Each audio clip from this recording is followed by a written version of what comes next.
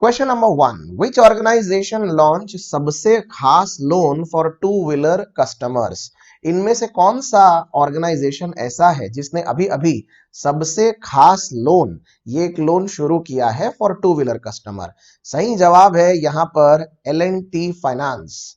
The right answer here is L&T finance. असल में L&T company जो है ये लार्जली इंफ्रास्ट्रक्चर में है, और ये कंपनी इसके साथ साथ मैन्युफैक्चरिंग हो या फिर जैसे आप जानते ही हैं सीमेंट वगैरह, इन सब चीजों में बहुत ज्यादा डील करती है। रियल एस्टेट में भी ये अच्छी खासी नामी कंपनी रही है, लेकिन अभी L&T फाइनेंस ने टू व्हीलर सेगमेंट शुरू किया है, राइट। इसमें 3 EMI ऑप्शंस भी इन्होंने रखे हैं, 6 months, 12 months and 18 months. Okay, answer देख ले एक बार।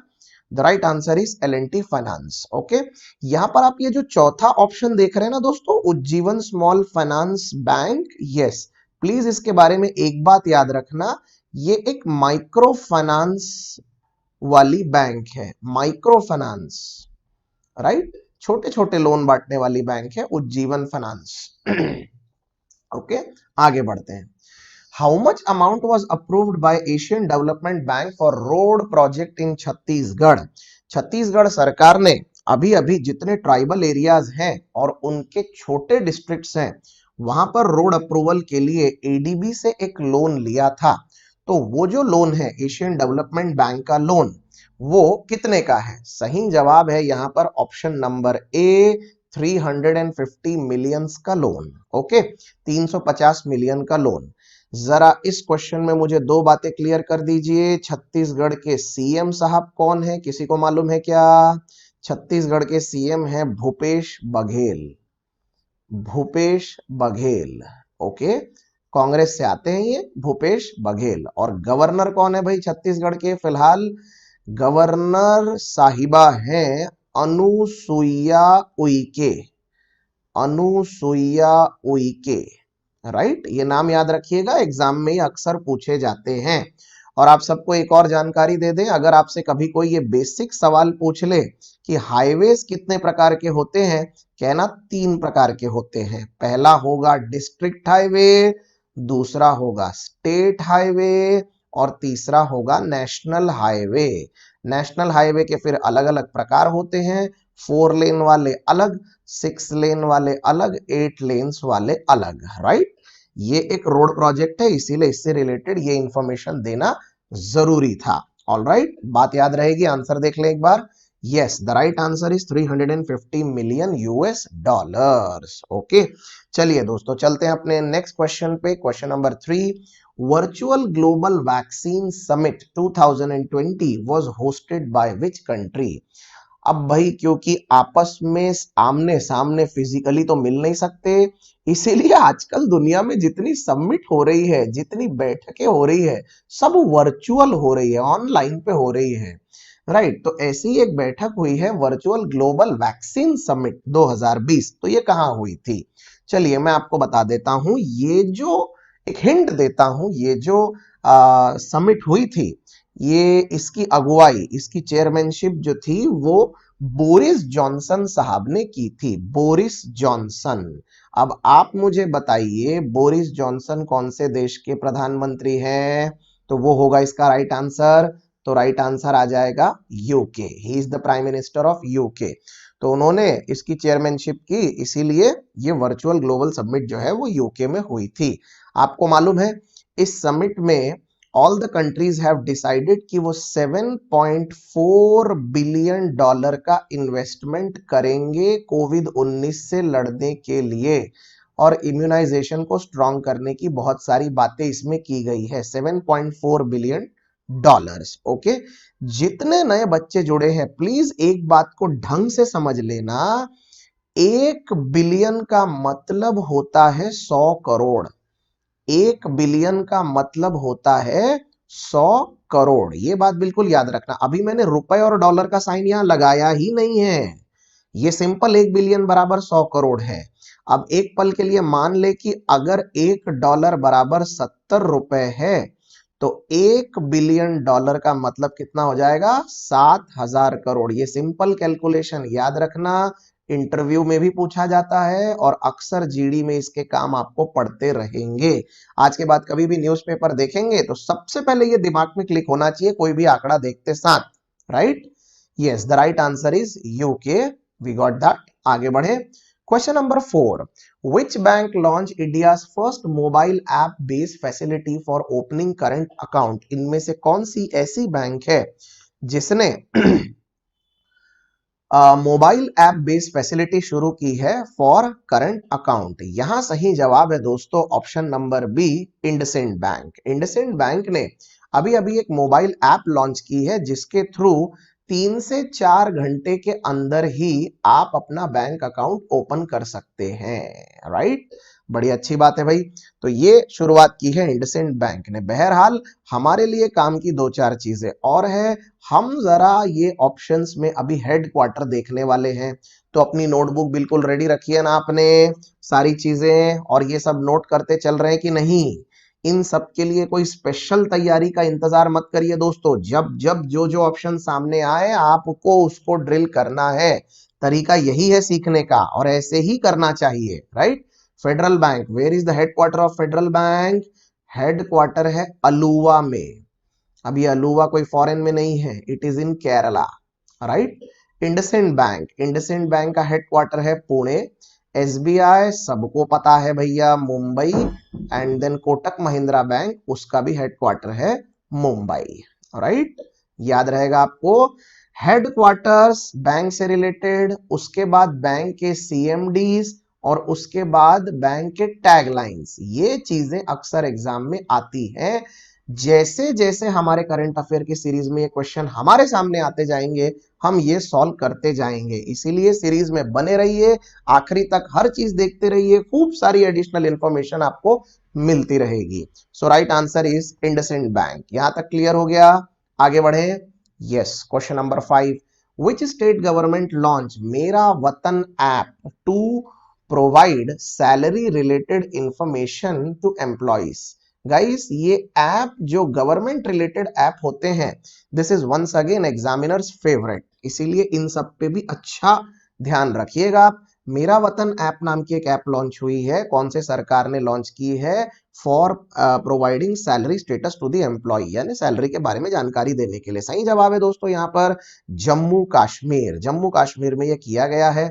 अब जम्मू कश्मीर तो कोई राज्य रहा नहीं, वो तो यूनियन टेरिटरी बन गई है। और आप सब जानते ही हैं कि यूनियन टेरिटरी में गवर्नर नहीं, लेफ्टिनेंट गवर्नर होता है। फिर से एक बार रिपीट कर दूं, स्टेट्स में गवर्नर होता है, राज्यों में, और यूनियन टेरिटरी यानी केंद्र शासित प्रदेश में लेफ्टिनेंट गवर्नर होता है।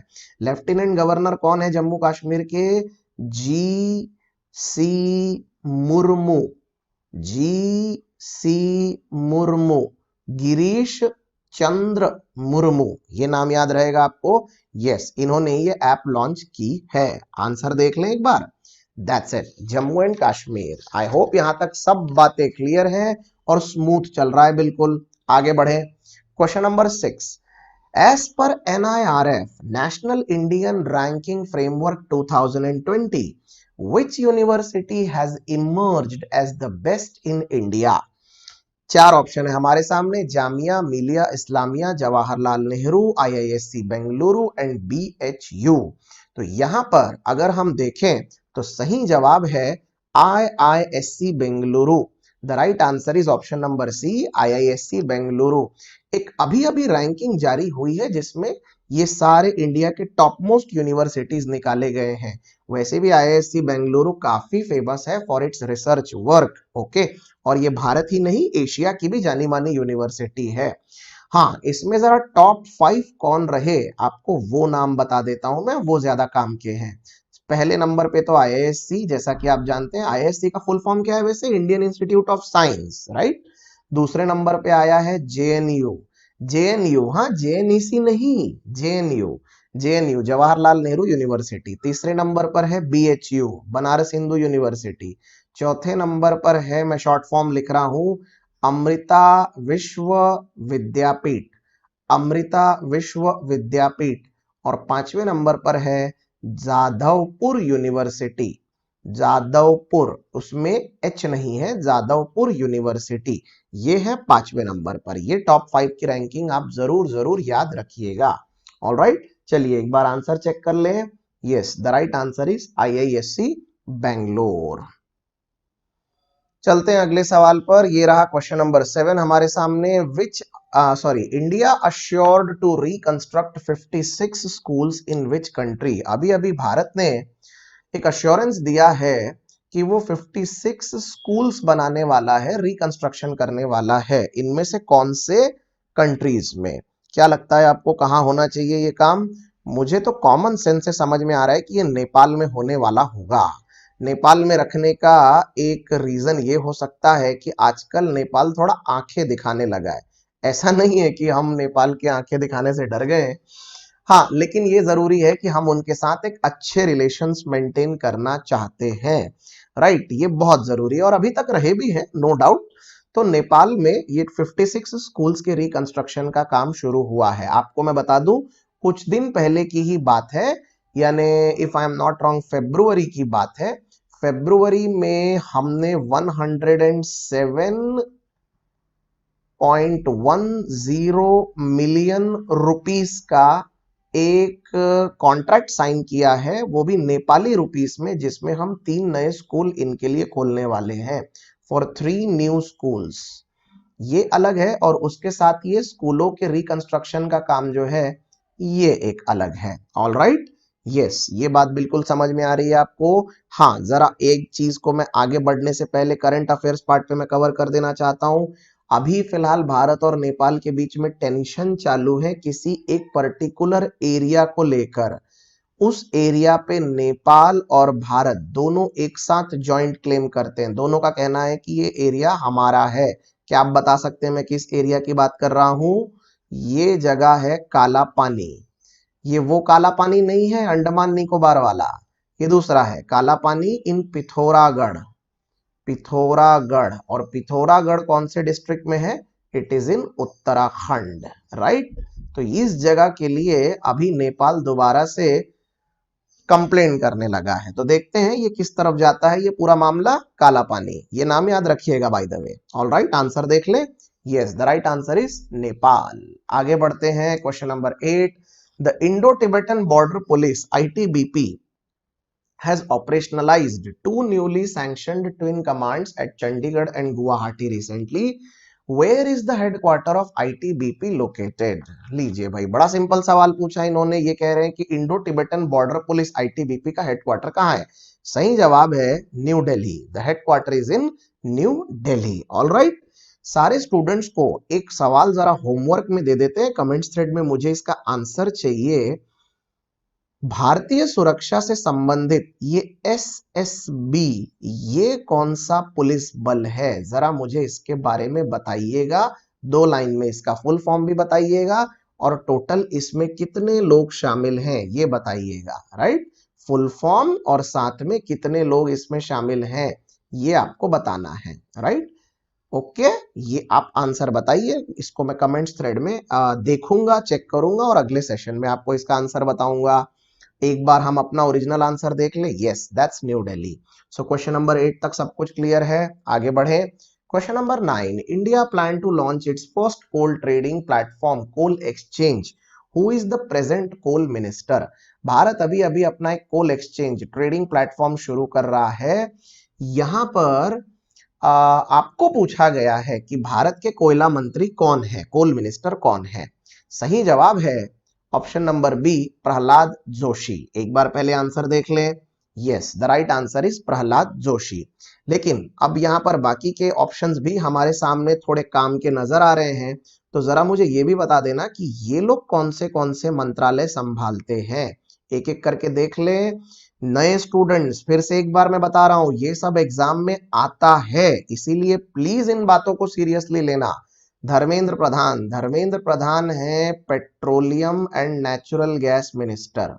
Petroleum and natural gas and steel, ये इतना सब कुछ यही संभालते हैं। प्रहलाद जोशी ऑलरेडी देखा हमने, कोयला मंत्री।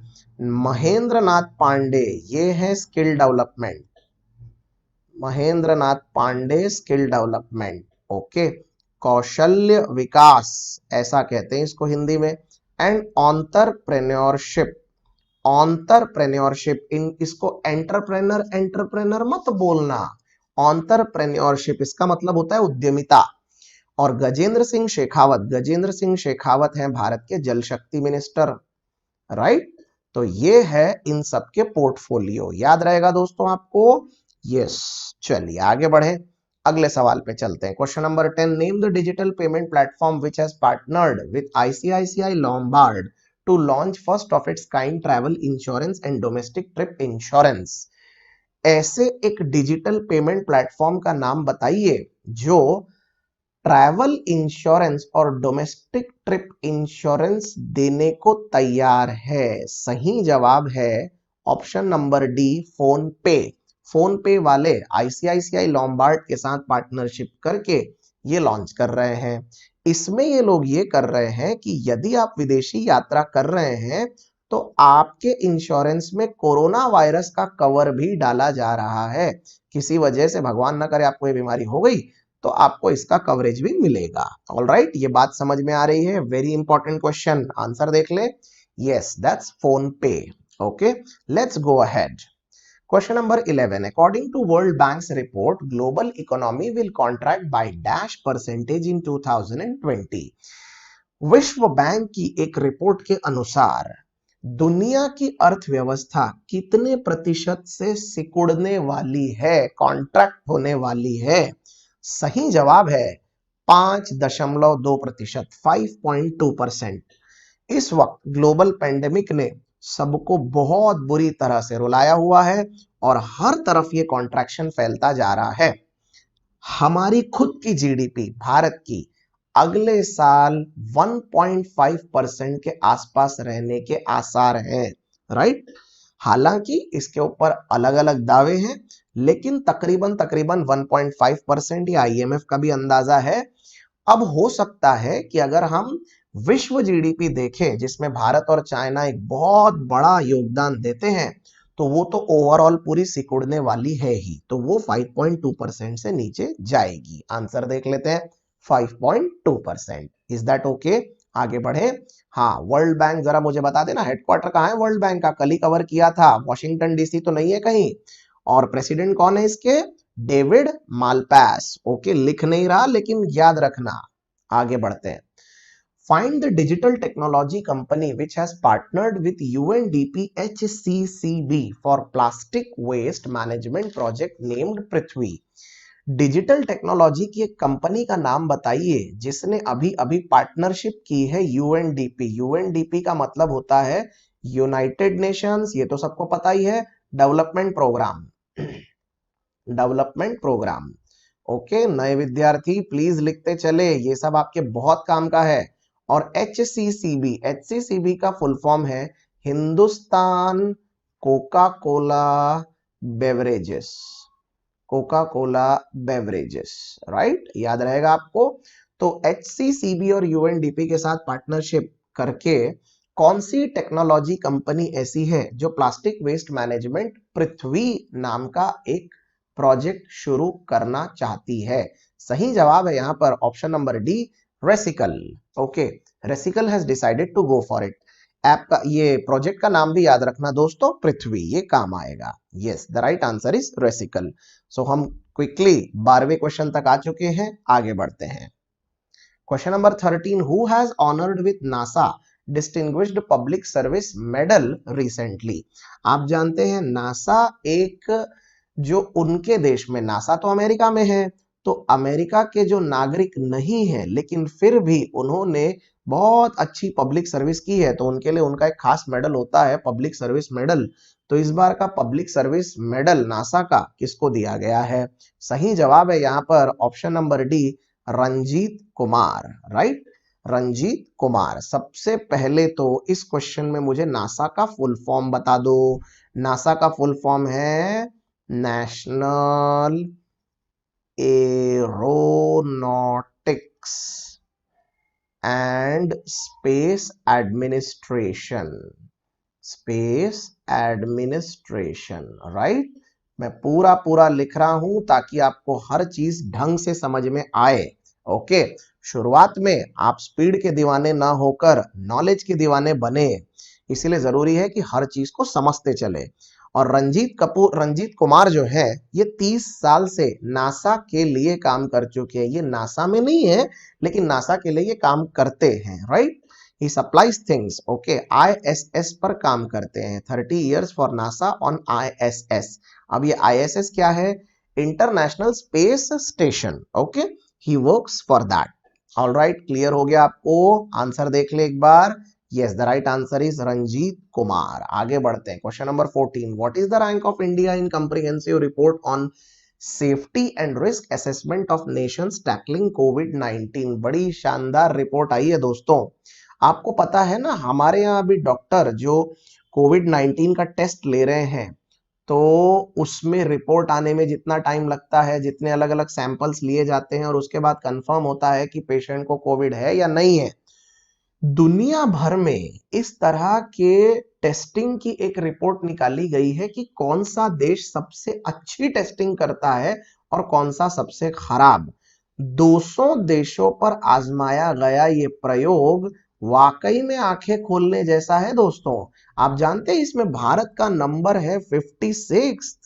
We are eight 56th rank, यानी 55 देश ऐसे हैं दुनिया में जो हमसे कई अच्छे तरीके से कोविड-19 के असेसमेंट का टेस्ट करते हैं। तो उनके यहाँ हो सकता है कि बहुत हद तक सच्चाई सामने आती है ढंग से, राइट।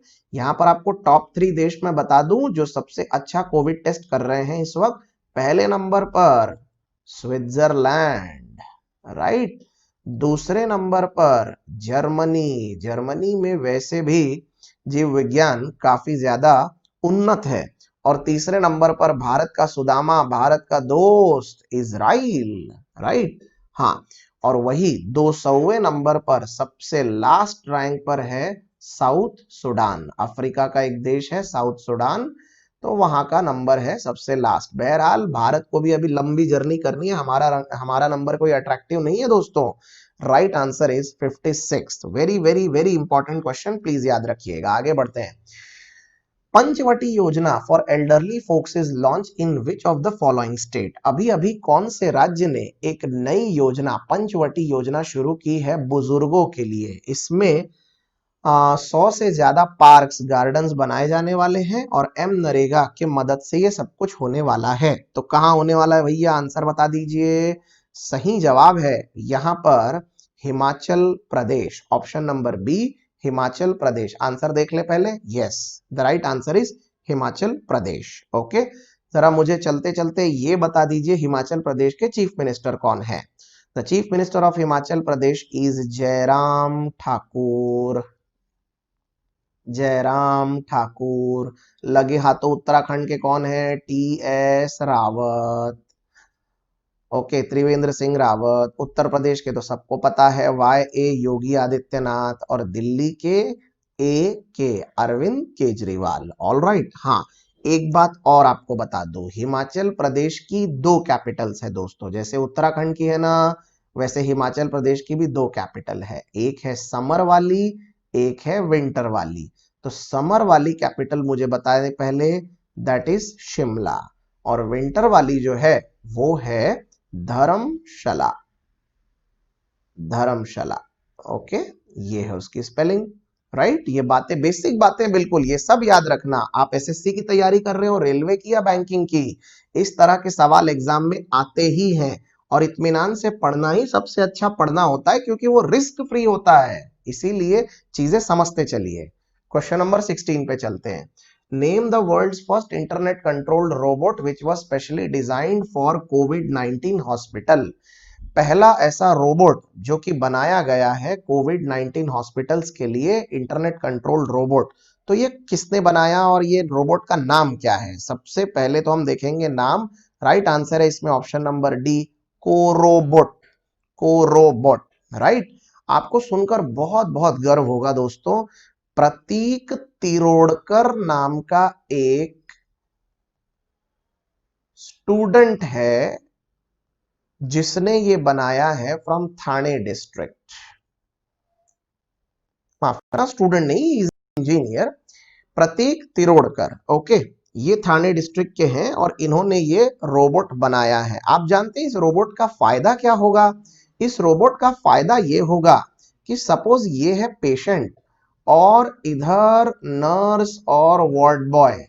ये वार्ड बॉय, नर्स, डॉक्टर, इन सब लोगों को पेशेंट से दिन भर संपर्क में रहना ही पड़ता है उसकी देखभाल के लिए।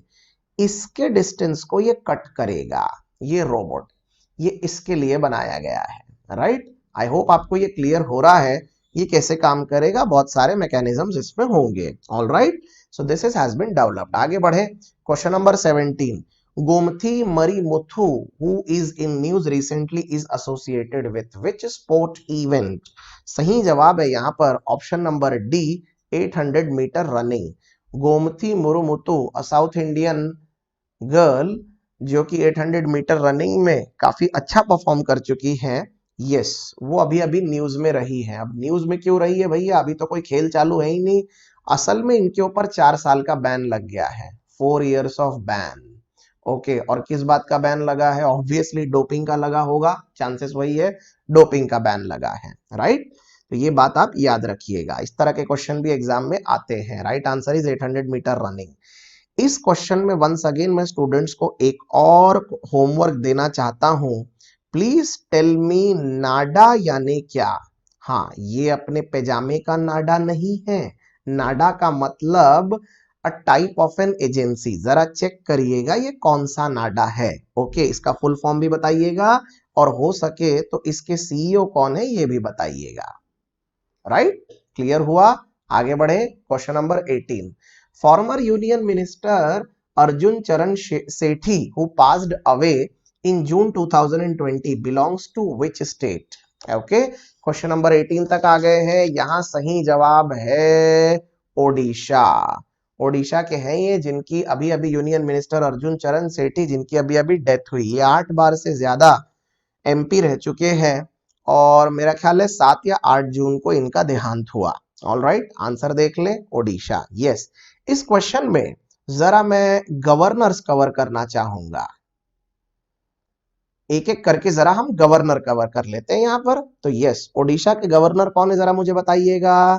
ओडिशा के गवर्नर हैं गणेशी लाल। देन आसाम, आसाम के गवर्नर कौन है जरा मुझे बताइएगा।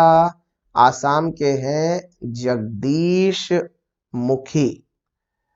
Then next Manipur, who is the governor of Manipur? Najma हिप्तुल्ला।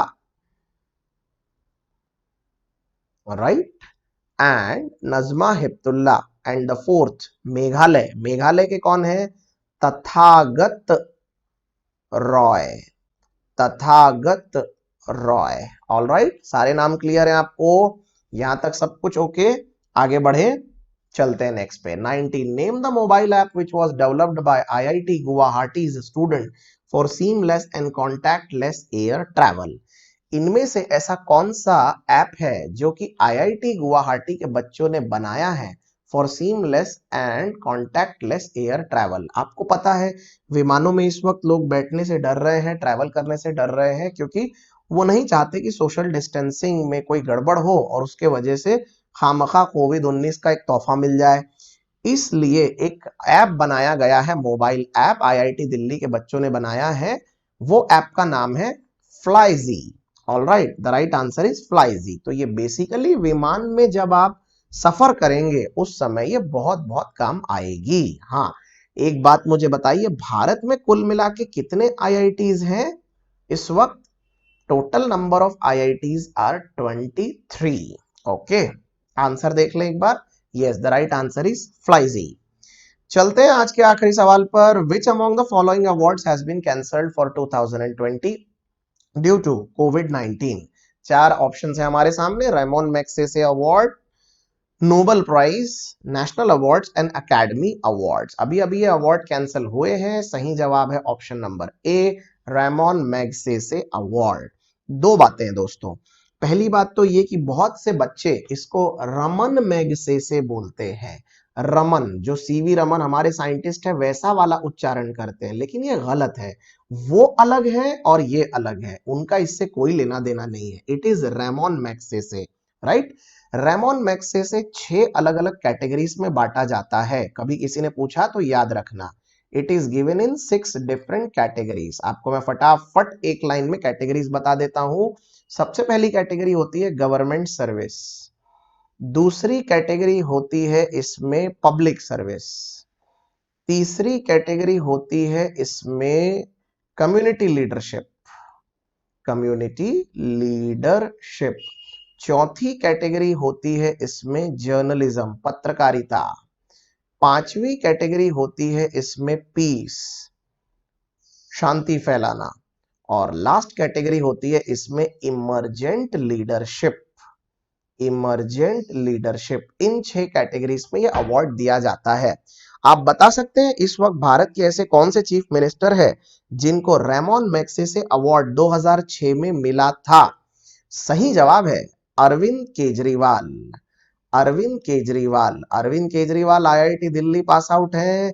Arvind Kejriwal उसके बाद आईएएस ऑफिसर भी रह चुके हैं, टाटा स्टील में काम कर चुके हैं, रेमोन मैग्सेसे अवार्ड जीत चुके हैं। देखा जाए तो बड़ा शानदार एकेडमिक करियर रहा है उनका। और अरविंद केजरीवाल को ये इमर्जेंट लीडरशिप वाला ही अवार्ड मिला था। ये 6वीं वाली कैटेगरी जो मैंने बताई ना, वो अवार्ड मिला था 2006 में। याद रखना, कभी एग्जाम्पल देने में काम आएगा। आंसर देख ले, yes, it's Ramon Magsaysay award. All right, so here we have completed all the 20 questions in as depth as possible for us.